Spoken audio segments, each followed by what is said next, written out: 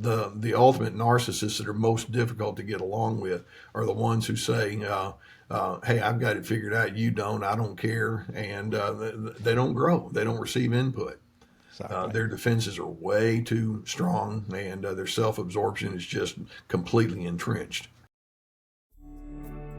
Welcome. I'm Andy Carlson, and you're listening to the Time with Tim podcast. Each episode, we explore the impact of complex trauma through the personal journeys of our guests.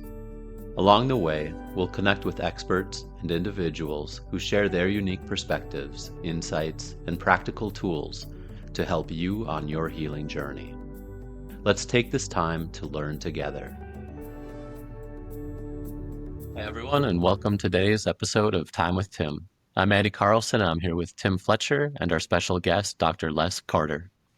Dr. Carter is a veteran therapist who spent decades helping people navigate anger, control dynamics, and the emotional fallout of narcissistic relationships. He's the founder of the Surviving Narcissism platform, a prolific author, and the voice behind two popular YouTube channels that offer clarity to those recovering from toxic relationships. Dr. Carter, thank you so much for being here today. Well, Andy, I was pleased to be with you, and Tim, the same with you. I'm so familiar, obviously, with your work. And so it's just an honor for me to be here with you today. I'm looking forward to our discussion. We're glad to have you. And so to start us off, what we'd love to do is just to hear a little bit about your own personal story. And so we know that you grew up as the son of a chaplain, and then you later entered the mental health field. So what really drew you to this work?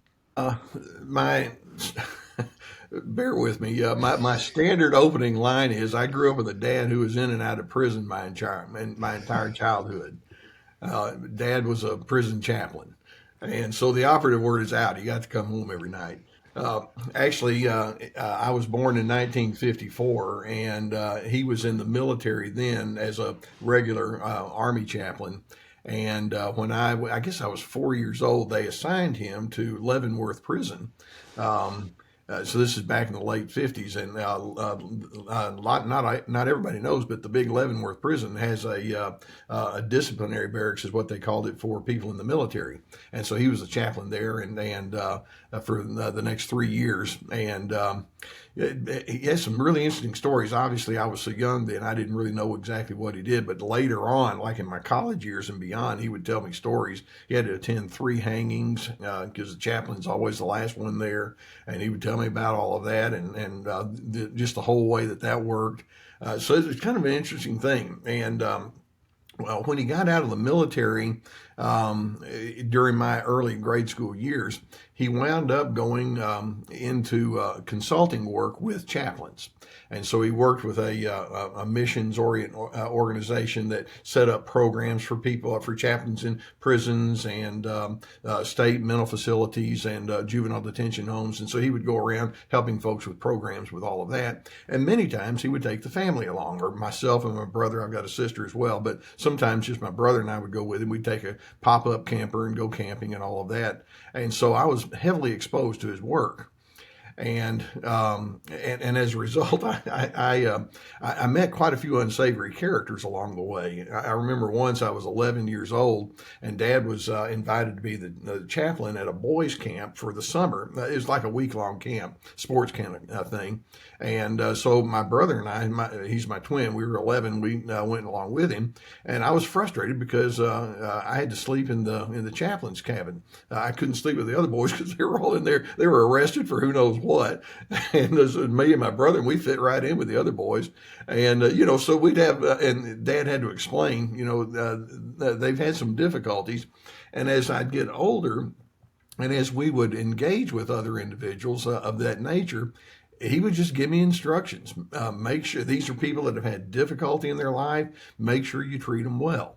And I could tell one story after another of people that it was just like, well, sure, I'll be glad to. And so being exposed to people who were out of the ordinary or who had really struggled was something that was not at all aversive to me at all. I considered it a privilege to be somebody that could say, well, I'll listen to you and I'll engage with you. I'll go to camp with you and play softball with you and all the rest. And so that was part of my just my backdrop. And it made it easy for me as I was getting older to decide, well, I want to go into some sort of profession that speaks into the struggles and the strains that people can get themselves into. So that's kind of the backdrop. And then my mother had dropped out of college to marry my dad. And then when I was in late grade school, early teen years, she went back and got a degree. And I was 15 years old when she walked the stage with her degree in special education. And she wound up getting a master's degree. And I remember being so proud to watch my mother. It surprised me. I watched my mother get a diploma when I was 15. And so she had some kids that were struggling and all of a different nature with special ed. And I was exposed to some of that as well. So, the helping profession is part of what I grew up in, and it just made sense. And so when it came time for me to select a profession, it's like, well, let's do that. And I went in the direction of psychotherapy. My brother, my twin, he's a psychometrist. He does testing, psychological testing. So he does forensic psychology, and he works with people in the prison system. Let's say somebody's been up for death row, and they need psych evals and all like that. He does the big boy kind of cases like that. So it's pretty interesting kind of family backdrop with respect to all of that. But mine was more in the I jokingly say I would work with the 45-year-old neurotic housewife, and so lots of conversations with people who had family difficulties or family of origin difficulties and things like that. So it's been an exciting kind of career.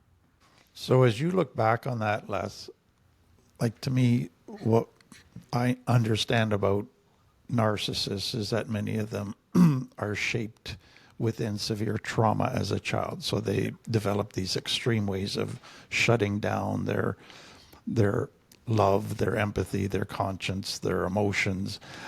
They develop all these ways of coping to manipulate and get what they want. So you being exposed to kind of all these guys in kind of prison, heavier prison sentences, kids that are troubled already, looking back, do you see that was actually teaching you at an early age about identifying kind of narcissistic traits, dealing with narcissists? Yeah, of course, at the time I didn't know what it was. In fact, I obviously knew the word narcissism in undergraduate and graduate school, but basically I just understood this is a broken world. Right. And just to take a little bit of a different turn here with respect to my personal background, things weren't always great when I was a kid. You might imagine, with my father being in the military, he was very much that military kind of mindset. And he came from a very angry family of origin. His father was a very forceful kind of a person. He was the youngest of three brothers, and there was, some tension that existed between the brothers. His grandfather was one of the meanest men that ever walked the face of the earth, and nobody wanted to be around him. And so the Carter men don't exactly have a wonderful backdrop to grow upon. And there were times when I grew up, I was afraid of my father because he was so stern and opinionated, and he could be funny and all at times too. But it'd be like, I better not let some of my problems be known because there's a certain way you're supposed to do. That's that military mindset, and you'd better do it right. And then with the religious angle that was thrown onto it, then it's just kind of like, well, it's not me that's telling you this; it's God that's telling you this. And so it's like, okay, throw an extra measure of guilt on that. And so I had a lot of that I had to grow up with. Then I look at some of these other folks, and it's like, man, I had it. I was living in a palace compared to some of these folks. It's like, it doesn't matter where you come from and what your stock is and what you look like on the outside. Every one of us has struggled, myself included. And so part of me going into the field of the therapist, I had to do some pretty hard self-examination myself. and ask, who am I and where am I going to go? What parts of my history do I want to hold on to? What do I want to shed? What have been some of the patterns that I've been exposed to that worked well, and some of the patterns that did not work well? And then as I would have, and frankly, my 4 years of graduate school was therapy for me. I mean, big time. And so as I would go into my examination of myself, then it just made sense to say to that person in front of me, "Would you like to join me in that same journey?" And it's a shared experience. It's not me saying, "Well, I've got the whole thing figured out. You want me to tell you how it ought to be?" But I'm growing and learning right along with everybody else. Yeah, exactly. And what I tell all of our participants in our program is that basically what you just said, and that we're basically going to deconstruct our entire life, not to blame anybody, but to understand it, to figure out what to shed and what to hang on to, what's healthy, what's unhealthy, so that we can get healthier. Yeah. So as you were entering into the kind of postgraduate, entering into the whole therapeutic world, you got more and more into dealing with people with anger stuff. Can you just talk about that? Well, I had two people early in my career that were really significant. One was my major professor, Dr. Gary Landreth, and he actually taught child therapy a lot. He discussed a lot of adult issues too, but he said, "Les, if you want to understand the mind of an adult, you have to figure out kids."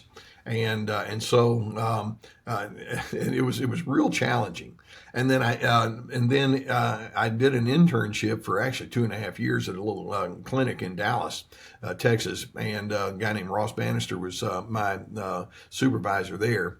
And he had done quite a bit of research himself on conflict resolution, and he wanted to kind of break in with that. And so when I finished my doctorate, he pretty much handed me all of his research and said, "Go get them, Les, do something with it." And I wound up joining the Menrith Meyer Clinic. It became a large a clinic where we had 38, 40 therapists and medical doctors all together. And I was there for 25 years. We did a lot of radio and a lot of writing and all of that.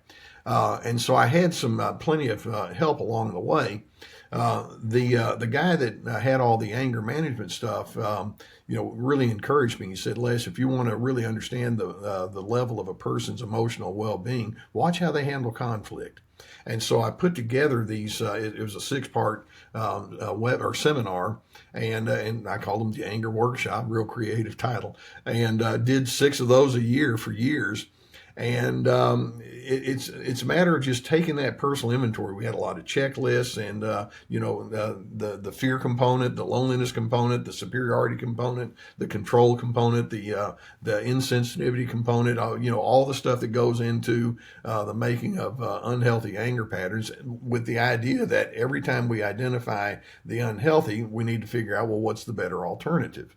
And so always the insight for what's wrong would lead to the discussion and the pondering about what's clean and what's wise.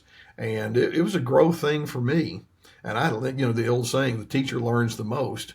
And I loved it. And the folks that I had in my seminars, and many of them became patients, it was just a really a necessary kind of thing. I can be really nice to you as long as you're doing exactly what I want. But can I have a sense of emotional steadiness and well-being when you're not giving me what I want? Or when you're treating me with disdain, can I still maintain my sense of well-being? And a certain type of person can say, "Yeah, I'm gonna make that my mantra," but many don't. But why is that? And that's where I started going deeper and deeper into the into the dynamics of folks that just couldn't pull out of it, and that led me into my fuller understanding of narcissism. So with that, you've been doing this a lot of years now. If somebody was to get you to kind of summarize your understanding of narcissism, how to help somebody that's in a relationship with a narcissist, just give us kind of the Coles Note highlight version of all that you've learned. I've got I have so many different ways that I like to describe narcissism. For example, I say narcissism is the absence of love. Or another thing that I say is narcissism represents the dark side of the human condition. And one of the things that I would talk with people about is, we all have the characteristics that are the defining features of narcissism. I had one lady say, "Don't tell me that." Like, okay, well, it's still true, but we all have it. I mean, narcissism means that you want to control people unnecessarily. You start with a real selfish orientation, unnecessarily so. It leads you to want to be superior over other people. You can be very defensive and guarded and cautious because you don't want people to see the real you. Therefore, you construct what we refer to as the false self, which is phoniness, which then leads to keeping secrets and being evasive. And then there's a low level of empathy because you're so tuned into your own self and self-protection that you don't really tune into other individuals very well. And every one of us can have that. And it's not a judgment, it's not a condemnation, it's simply a description. Yeah, there it is. It's inside of me, it's inside of Andy, it's inside of Tim. We all have it. Healthy people, though, can say, I see it. Yeah. And I own it, I acknowledge it, and I'm going to examine where the roots of it came from within me for the purpose of making some healthy adjustments. And then you take all that stuff about control or superiority or lack of empathy, and you can ask, well, if I choose not to emphasize those ingredients, what would I put in place? And that all of that's part of the therapeutic process, identifying what doesn't work so that you can tap into the part of you that can do well, because we all have good on the inside of us too. Well, let's see if we can make that grow, and let's build on it. So it's just been it's been an exciting career for me, and like I say, I like to take some of the insight that I've had with my own personal stories, and then share it with others. And then when I hear other people tell me theirs, it's like, well, I haven't experienced that one, but let's go into it anyway. Let's find out who you are. The distinction that I've found that's been helpful, and you've just described it in other words, but we all have narcissistic tendencies. That doesn't make us a pathological narcissist personality disorder. And I think, to me, there's been so much stuff on narcissism that it's really been pathologized, that you got the narcissistic personality disorder and they're almost like evil. And so as soon as people hear the word narcissist and that they have narcissism within them, they go, oh, are you saying I'm one of them? And it's like, no, but we all have that potential. And so it's realizing, there are degrees where a person gives into those characteristics and traits, and you can end up with a malignant narcissist who's just almost beyond being able to change, but most of us aren't there. It's important to go into that word narcissism with the realization that it's part of a pattern on a spectrum. Exactly. Let me take an aside. Everybody has anger issues, and that's a pattern on a spectrum. And the healthy people, it's like, well, when I show up with my anger, I want to try to do it in a clean way. Exactly. Okay, you're down here on the good level, and then the others, it's just like, I'm going to pummel you. Okay, they're way down in the wrong direction. And the same thing with narcissism. I can be selfish at times, but let's say on a scale of 1 to 100, and I know this is not very academic, but it works. On a scale of 1 to 100, some people, they register about a 15 or 20. Okay, I can do it at times. I may slip up and have my less than wonderful moment, but most of the time I've got it pretty well contained. And then when I don't have it contained, I'm going to go back and say my bad, and then I'm going to make adjustments. I can receive input and continue moving forward. Those are the lifelong learners that just are always willing to say, I want to grow. Other people, it's like, well, they're more at the 35% level of narcissism. It's like, sometimes when I take off with my selfishness or control, it gets a little strong, but again, I can contain it. Others are up to about the 50% level. It's like, well, you're going to see quite a bit of it. Sometimes I'll be nice, but other times not so much. And then others can be at the 70 or 75% level. And it's like, yeah, anytime I'm around old Bob over here, you can pretty much guess he's going to start getting argumentative. Is what he does. And then this person over here, they micromanage, or this person over here, they're super opinionated, and they're just not going to let go until you do what they tell them to do. Things like that, to the point where they can be very contentious and difficult. And so the question is not, do you have any inclinations inside of you? The question is, well, where are you on the spectrum, and are you aware of it, and do you take responsibility when it slips out? Or is it just such a deeply entrenched pattern that you can't do it or refuse to do it?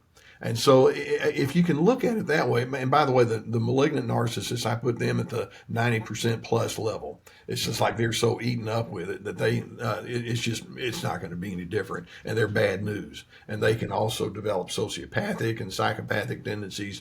And so, I mean, it's all a matter of degree. And then the ultimate narcissists that are most difficult to get along with are the ones who say, hey, I've got it figured out. You don't. I don't care. And they don't grow. They don't receive input. Exactly. Their defenses are way too strong, and their self-absorption is just completely entrenched. Yep. So I would say that we don't get very many narcissists that come for therapy, but we get tons of people who've been in a relationship with a narcissist or who are in a relationship with a narcissist. Yeah. Who come for help.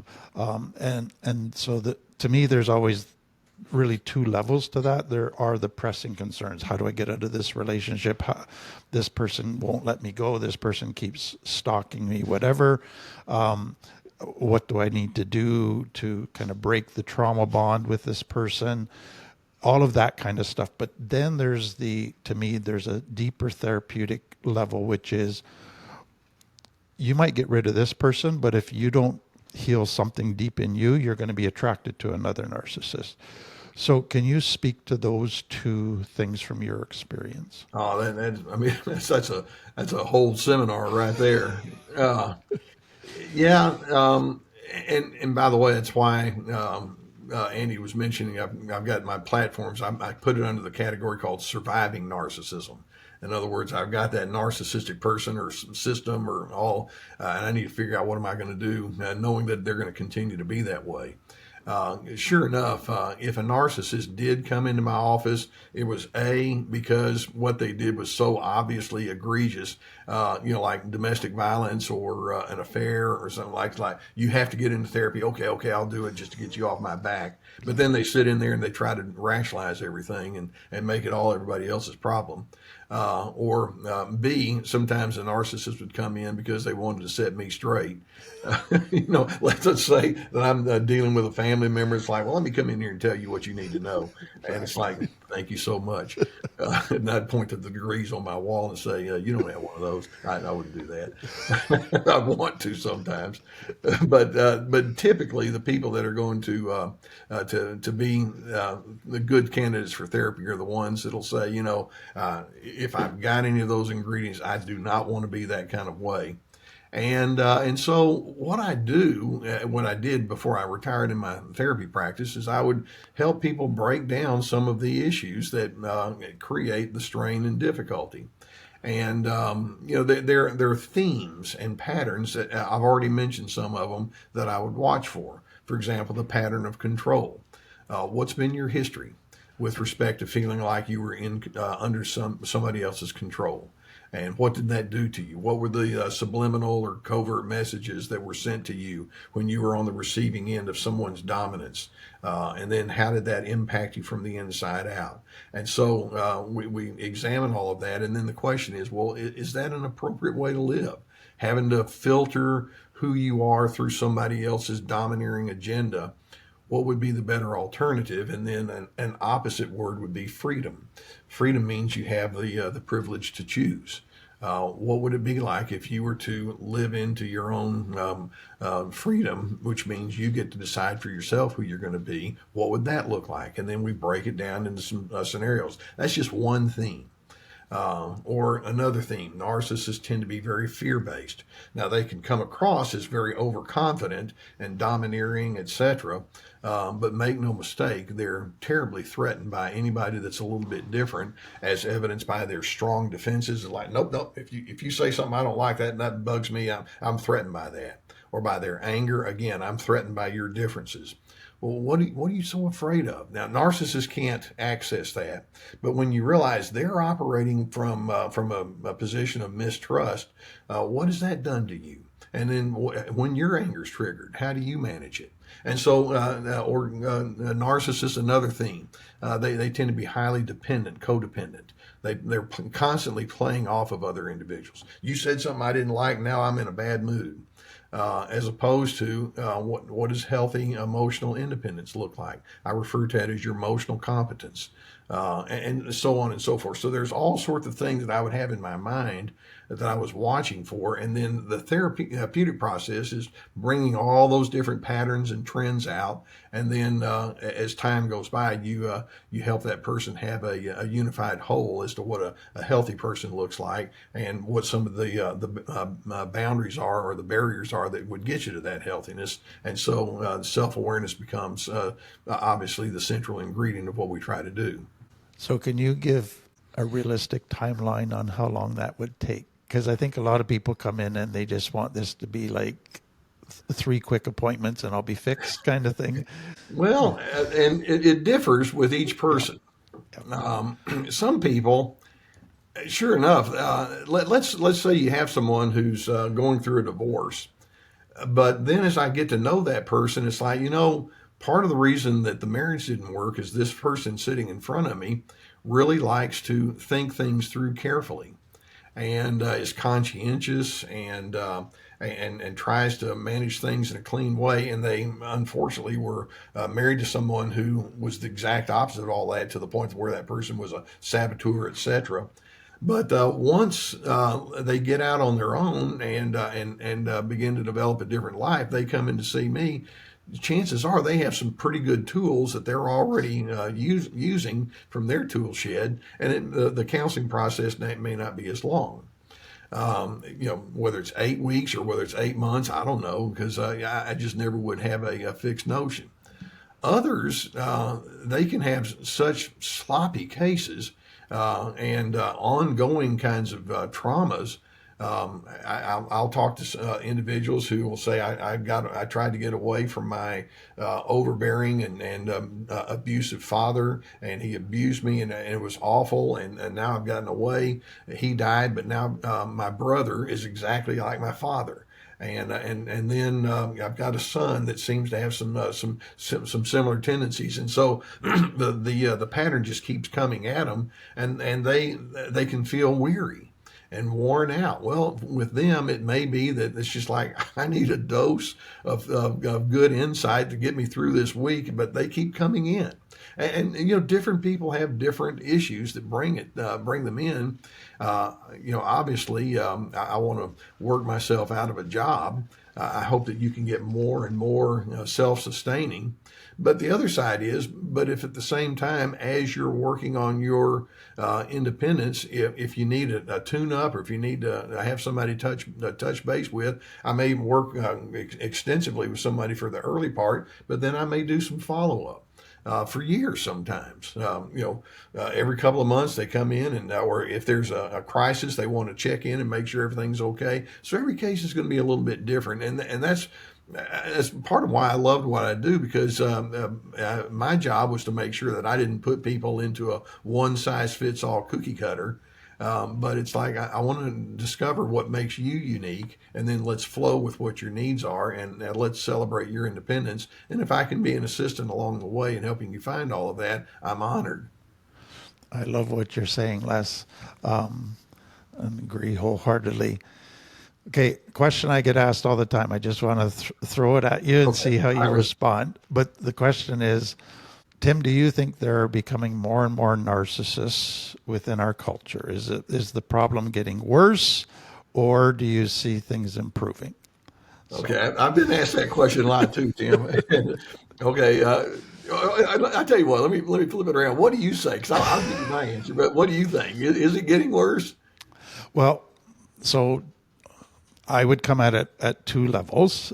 So number one is, to me, narcissism, like when you get to your malignant narcissism, it comes out of severe trauma. And so the only way the child could survive was they had to shut down everything. They had to make everything all about them, getting what they want. And so it becomes the shaping, breeding ground of malignant narcissists.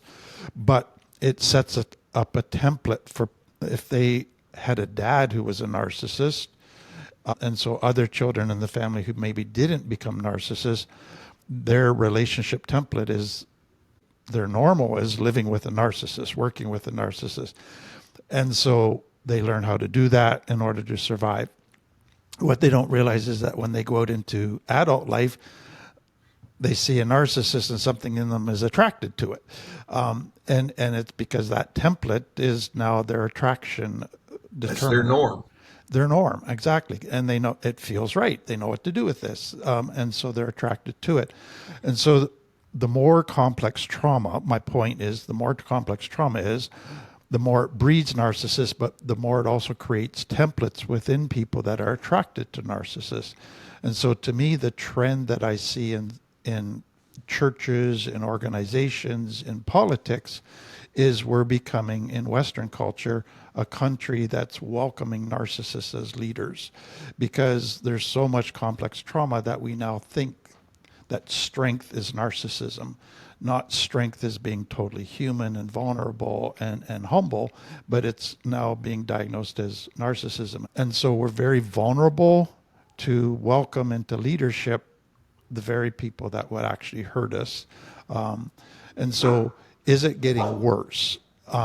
So that leads me to the second piece, which is, thankfully, I think there's a growing awareness of complex trauma, and people are reaching out for help, and people are changing and not giving into those old templates and creating new, healthier templates, dealing with their own shame that would cause them to be attracted to something. So I think we're at a tipping point is where I would kind of stick handle maybe around actually saying yes or no. I think it could go either way. You know, my wife likes to watch television shows that go back to, period pieces, centuries ago and all. And then I like to read all sorts of books about human nature and going all the way back to the early days of humanity and all of that, and how we think and how we've learned to survive and all. When somebody asks me, is narcissism getting any worse now than it was earlier? My general response is, well, narcissism has been around for a long time. Like as early as humanity has been around, there it is. Erich Fromm, who's a Jewish therapist, and he goes back to the Garden of Eden story as an allegory or as a seminal story about humanity, and there it is right there. I'll be like God, thank you very much, and then constructing the false self and creating divisions and having to have this false superiority, even as they have shame on them, and then they get mad at their brother and kill them and all of that. It goes all the way back, and to me, it's been there for millennia. Now, having said that, I think that all I can really comment on in a very halfway educated way is in my lifetime, I think that the proclivity toward narcissism has increased. I mentioned to you that I was born in 1954. Back in the 50s and 60s, you know what kids actually did?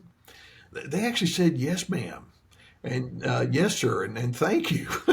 We had a certain civility that was part of our way of living, and again, not that we didn't have selfishness and all of that, because we had plenty of that, but a lot of that has gone out of the way. The studies show that the number one, and I won't get into all of this, but trust me on this, but the number one ingredient that says if a person is a healthy individual or not is just check their level of conscientiousness. which conscientiousness is a very rich word. It implies being tuned into other individuals and empathy and making plans with respect to how it might impact other people, but it also implies being responsible and reliable. And we don't have nearly as much of that now. It's just like, hey, it's the me show right now. And I think that our culture has strongly encouraged that. We put a lot of it on our entertainment industry, and I think that's definitely there. And then even things like sports. I enjoy sports, but somewhere along the way, it just really bothers me when it's kind of like kill the umpire. Well, he's a guy that's got kids at home, and I'm okay. Maybe you didn't like what he called, but don't do that. And then we just have this harshness and meanness. Or take a look at our entertainment. What kids are looking at for entertainment? These video games that are about killing, or watch movies and all. And it's the good sociopaths trying to catch the bad sociopath. And meanness is just the norm, and filthy language and all of that. And I'm not just this, church lady kind of a pristine moralist, but it's just like it's obvious. And then with cell phones and video games, you have people that are just glued to that, and they don't pay attention to the person in front of them.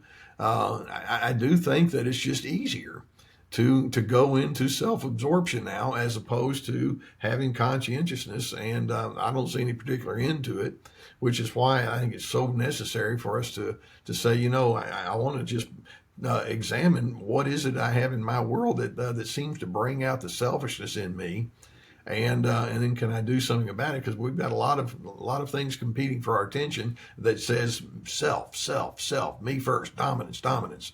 And it's like, what about kindness? What about love? What about, you mentioned the tender ingredients. I did a video a while back called Narcissists. Narcissists are uncomfortable with softness, or something like that. Gentleness is strength. Patience is strength. As opposed to, all right, where's my hammer? I'll show you what strength looks like. Like, no, all you're saying is you don't feel like anybody's going to pay any attention to you unless you just beat the hooey out of them. And that's not a strong person. That's a real insecure person, as far as I'm concerned. So yeah, I think it's on the rise. Andy, did you have any questions? Yeah, actually, I have two right off the bat, and they kind of go from a very different direction. And so the first one, I was wondering, like you talked about behavior and characteristics and some ways that we could recognize like reactions of a narcissist. Through your work and knowing that a lot of this may be subconscious, is there a way that you could describe the internal world of what a narcissist may be experiencing? Like if they were conscious of what was going on, Yeah, like and the of course emotions or maybe the visceral feeling. yeah, the biggest word that you just used was if. If they were conscious about it, which they're not most of the time. Every now and then, maybe. There are a couple of things that narcissists have a great deal of difficulty accessing. One is their fear, the other is their shame. And narcissists are very fear-based. I want you to think, for example, Andy, if you and I had a disagreement, and then as you're talking to me, I'm thinking, you know what? Andy's right. I blew it, and I didn't manage things well, and he's calling me out on it, and we're trying to hash it out. A healthy person would say just that. Yeah, I did blow it, didn't I? I need to take a hard look. Is there anything else that you'd like for me to know? Because I value your input. That's what healthy people do. The narcissist is like, oh no. You don't have the right to tell me that. You don't have the right to call me out. Well, why? Because I'm afraid. I'm afraid of what you just said. I'm afraid that you're going to make me try to take responsibility or be nice. And I don't do that. You're judging me, aren't you? And so they throw their defenses up. And the quickest way you'll find how fearful a person is watch how defensive they are. They're threatened. Or shame. The narcissist on the inside, they grew up learning this is a judgmental world. I mean, something as simple as I'm going to take a spelling test, and then I'm going to be given a grade on my spelling test, and then I'm going to be graded on the grade that I got. So, in other words, I'm excellent, I'm terrible, I'm crummy, I'm a misfit or whatever. And to say nothing about all the other things that we're judged about, how I talked to my sister, or you know, I did something that my mother didn't like, and so she made me think that I was the biggest fool on earth, or I expressed a fear, or I expressed an inadequacy, and I was told that I was just a troublemaker. I mean, and so many times children grow up with this shame that says, well, when I do put my humanity out there, it's not going to go well. And I'm going to be on the receiving end of lots of forceful anger, or condemnation, or contempt, or isolation, or all of that. And so there's no way. And so what they do is narcissists will decide, you know, if this is a judgmental world, I've got it all figured out. I will now become the judge. And I will become the one who pronounces right versus wrong, and I'm going to tell everybody else what's wrong. And now they got to answer to me. And which is why they can be so obnoxious and overbearing and stubborn, and you know, give you criticism, etc. It's all compensation. And so those would be two really large elements that are on the inside, and they're having this conversation within themselves about what to do with their fear and shame or inadequacy, etc. But they've been compensating it for so long that they're no longer even aware that it's the fear and the shame and the inadequacy, etc., that's driving them. So that's why I say it's a big if. If they can even become aware of that, then maybe that would be the first step toward growth. But narcissists, by definition, don't take responsibility. They just look for somebody else to blame, which happens to be whoever is in front of me right now, and it's their fault. When the narcissist is shutting down all the tender emotions, their conscience, so empathy, love, they think strength is being tough, don't show any vulnerability, all of that. So they end up with this really emotional deadness inside that they're not even aware of, but it's kind of running the ship. So they're looking for something that gives them the feeling of life, that makes them feel alive. And that becomes a very conscious, almost a high that they chase. Yeah. They need that feeling. What would be some examples of what they do to feel alive? Oh, and that's just why I like talking to fellow therapists, because I mean, it's like, oh, spot on. It's such an irony, isn't it? The way that I find my strength is I ruin you. Right. And the way that I feel alive is I kill. Yeah. And it's like, whoa. Where'd you come up with something like that? Because that's what was done to me. And so I guess that's how it works. And so to them, power means dominance. Power means having the final word. Power means that whatever negative you're going to do is not as bad as the negative I'm going to do to you. And I don't see it that way at all.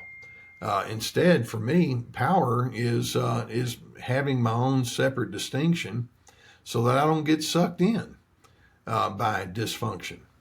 And that's where I want to go with respect to that. For example, if somebody's yelling at me, I can the narcissist is going to think, okay, you want to argue with me? I'll make you sorry that you ever tangled with me. I'll make it miserable for you. Power. No, you're just showing that you're carrying a lot of pain, and so that's the substance that you have to draw upon. So you give pain. Whereas when you think, I've been dominated by other individuals, and I never did like it. Why in the world then would I pass that along to somebody else? So if somebody comes along and they want to overpower me, rather than trying to do the same in reverse, I might say something like, "You think differently from me, don't you?" And I can tell you're upset with me. Let's figure that out. Now, most narcissists can't go into that space with you. And so we have this thing called boundaries, where you have to learn how to pull yourself away from that, etc. So that's a whole other concept. It's fascinating. But narcissists, they've numbed out to their reasoning for being the way they are. and they just perpetuate the very dysfunction that they say they hate. Yeah, no, so kind of what I hear is there's almost like there's this like black hole inside when it comes to fear or shame or inadequacy or vulnerability. And to kind of cover up that overwhelming space, your self-defense is to put out this offensive blast towards others, Yeah, um, and to project that onto it's the very other person. animalistic way of thinking. Yeah. The animal you don't want to hang out with is the wounded animal. They'll Hmm. bite you. Hmm. So my other question then is, when we think of like maybe a narcissistic family system, we talk a lot about like the person who's in relation to them. But in compassionate inquiry, there's a question of who did you speak to as a kid? And often that answer is like no one.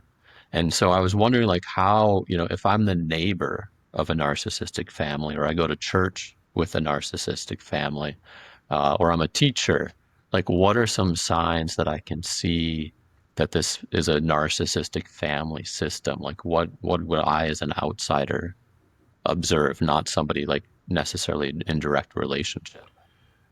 Well, the part of the complicating part of what you're saying is many times narcissists can be pretty good at covering up in public what's going on in private, and so, but eventually you'll begin to see it. But I go back and I say, if you're the outsider looking in, then my first thing I'm going to watch for is how do you manage conflict. If there's a hurt or a frustration, let's say a kid is not getting along with someone else at school, and then they throw a temper tantrum and they can't be consoled, or they withdraw and pout, or it may be that they just close up and say nothing, and they have this pitiable look on their face. That tells me, okay, something's going on here. You're not responding out of a vacuum. There's a reason that you respond this way. And basically people who are more or less indicating that they have come out of a narcissistic system have all sorts of less than ideal ways of responding when differences or diversity or complexities or conflict comes along. It's like, I don't know what to do with it. And so they either go into the forceful style, or they go into the evasive style, or they do what I call boomerang communication. Me, what about you? And they can't take responsibility. And so if you're trying to have a therapeutic inroad in that person's life, what you kind of have to do is to differentiate your relationship with that person from all the others. For example, I know that you're upset right now. I'd like for you to know that I really do want to hear what you have to say. In fact, I've had a few experiences that have been, this is in a non-therapeutic way, that parallel that. I think I may understand more than you might give me credit for. Would you be willing to talk with me about it? And so you go into that kind of space with them, and then many of them, if they've been exposed to trauma and abuse, etc., it's going to take them a long time to be able to trust, because trust left the barn a long time ago. And so, but you want to position yourself as one that says, well, you're in the presence of someone who's really different. You want to hear a great example of that? One of my favorite people that I ever counseled with. And she came to me when she was around 30 or so, and she had been taken off the streets by her parents. She'd been gone from home for about 10 years. She had a history of drug addiction, and she sold her body in order to pay for her addictions. And she just had an awful way of life, and was used and misused by so many people. And she became a user of people and manipulator and all. So she would come to my office, or at her parents' insistence, and she was pretty guarded at first.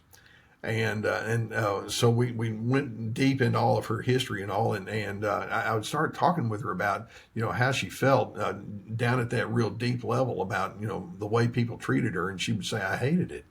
And then we began discussing her responses. One of the things I said to her was, I said, yeah, I guess one of the things that I'm picking up on is down at the base, you don't really see yourself as a worthy person, do you? And she was just real quiet. It's kind of like, oh man, that's a big one. And so we talked about how each person has an inherent worth. Well, she didn't come back for about 3 weeks after we had that discussion.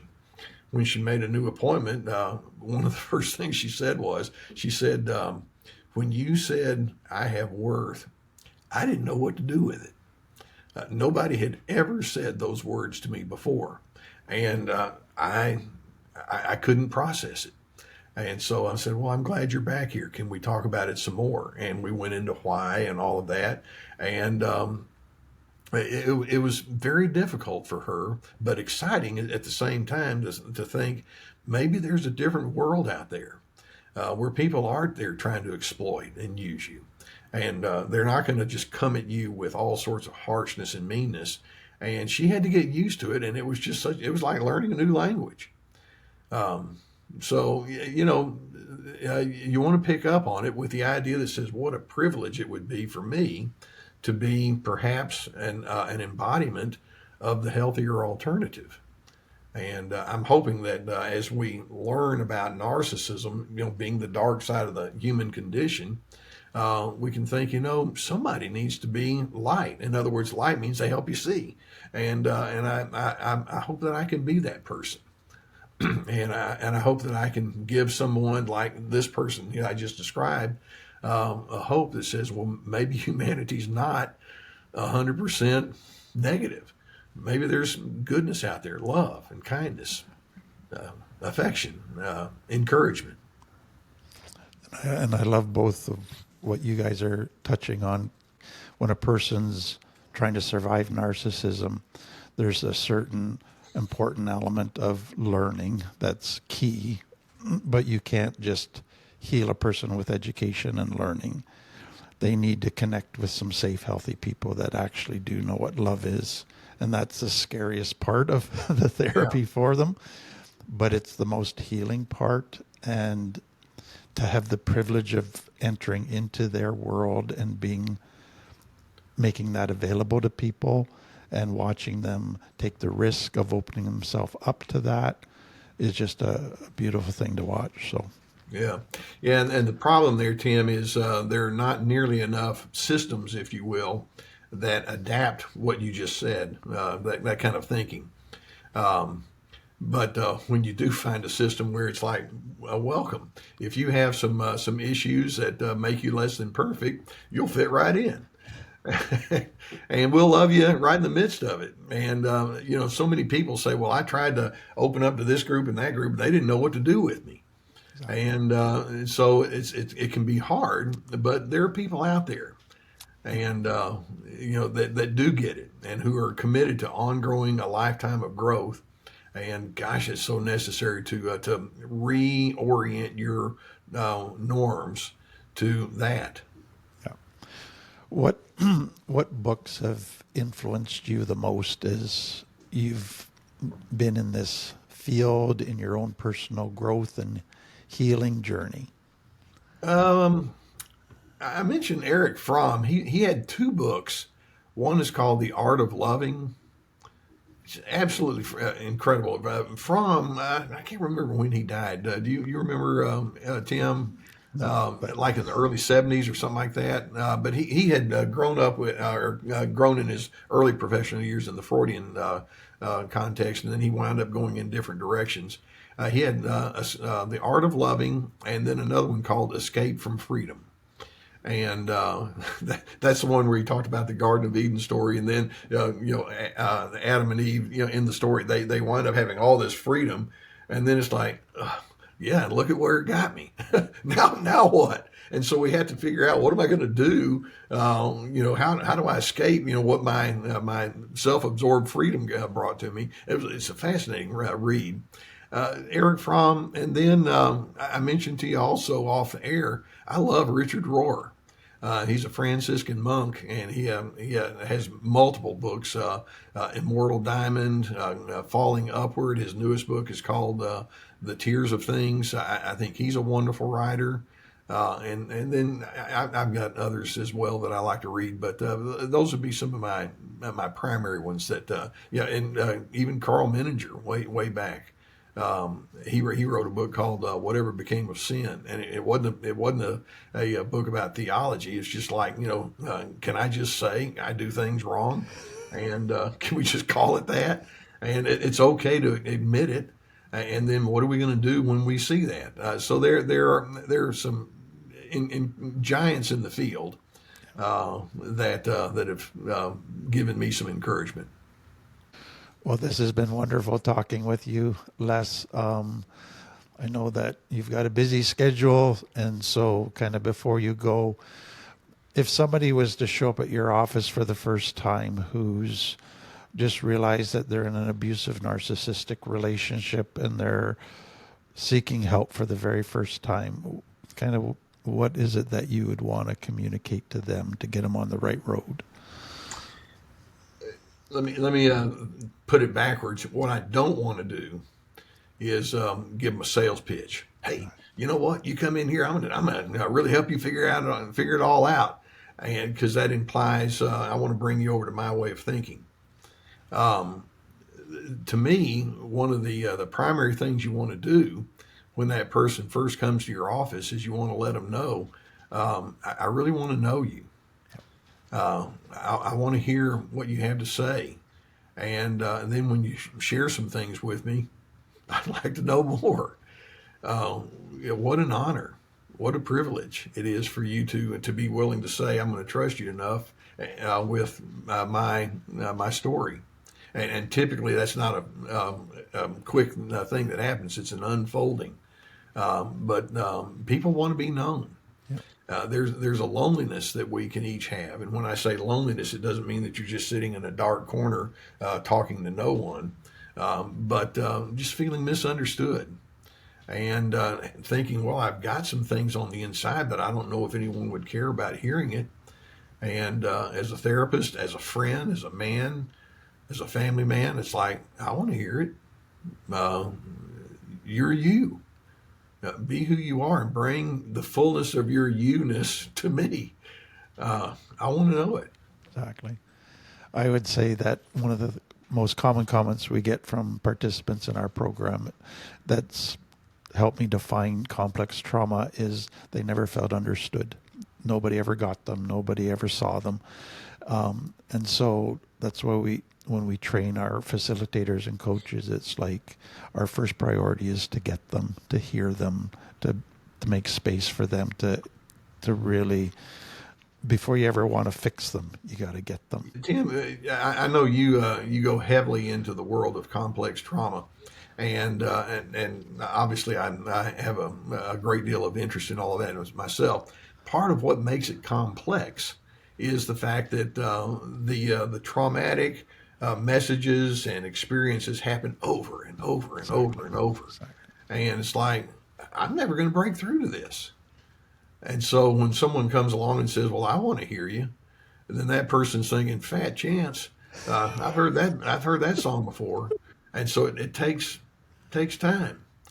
But there are some people out there that think, well, having been through my own personal journey of self-examination, and I'm still on it, I know I really appreciate it when someone has that arm of encouragement around me and says, I want to love you. I want to know who you are.